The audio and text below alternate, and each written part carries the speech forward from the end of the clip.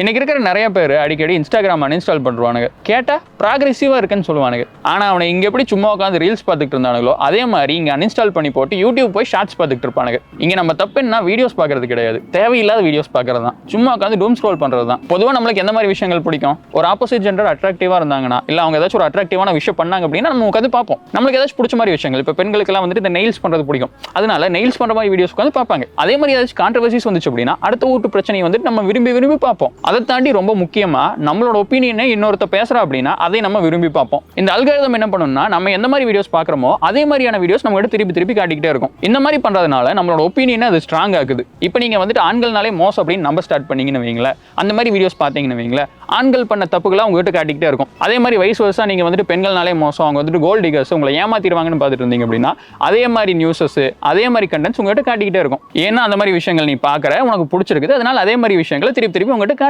இதே மாதிரி நீ பார்க்க ஒரு எக்ஸ்ட்ரீமிஸ்டா மாறுவேன். உனக்கு பொது விஷயங்கள், பொது பெர்ஸ்பெக்டிவ்னு எதுவுமே கிடைக்காது. யூடியூப்ல நீங்க பாத்தீங்கன்னா அங்க தம்ப்நெயில் வரும், டைட்டில் இருக்கும், நீங்க வேணுங்கிறது சூஸ் பண்ணி பார்க்கலாம். ஆனா இங்க சூஸ் பண்றது கிடையாது.